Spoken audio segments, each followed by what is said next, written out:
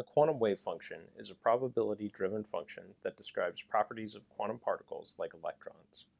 Because quantum particles act as both particles and waves, quantum wave functions are probabilistic in nature. This introduction uses one-dimensional cases, which for our course pertain to both the particle in a box and the quantum harmonic oscillator. For today, we're going to model the solutions to the Schrodinger's wave equation for a particle trapped in a one-dimensional infinite potential well. The solutions to this function are sinusoids in nature. Therefore, we'll start with the simple function of some constant a times the sine of 2 pi x between the range of 0 and 1. Now looking at this function, it has all real values but has both negative and positive parts. Therefore, integrating over the given limits gives us a value of 0.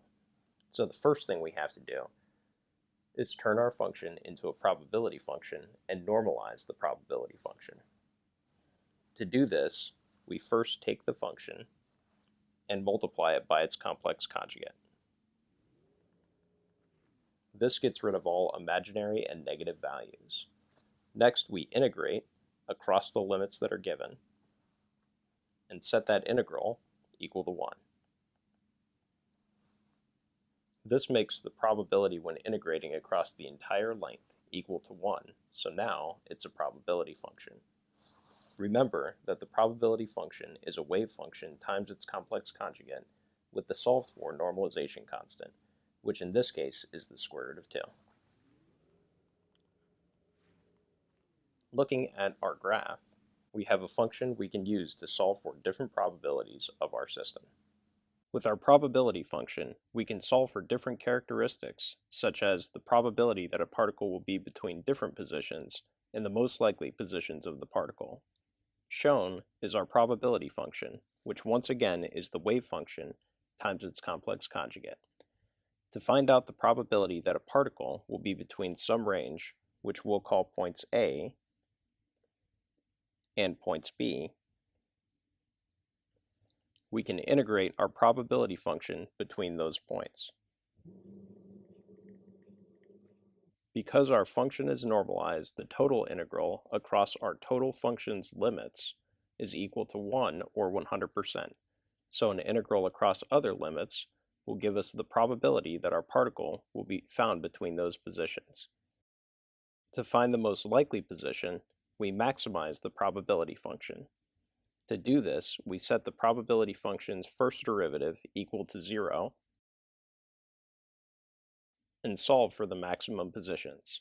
This is the most likely position based on a single measurement. Unlike the most likely position, the expectation value finds the average value of different observables over a series of measurements. Each observable is something that can be measured in nature and has a related operator. We will be working with linear operators in this example.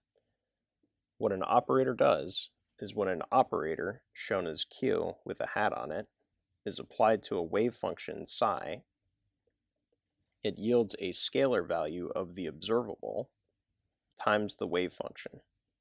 Therefore, to solve an expectation value of an observable, we multiply the complex conjugate of our wave function times the operator acting on the wave function. The operator brings out the physical observable, while multiplying by our complex conjugate makes it a probability function. Integrating across our given range gives us the scalar value of the operator times the integral of the normalized wave function. This last integral is just equal to 1. The overall process brings out the values of physical properties we can observe in quantum wave functions. These observables include the position, momentum, total energy, and kinetic energy. Thanks, and we'll see you in class.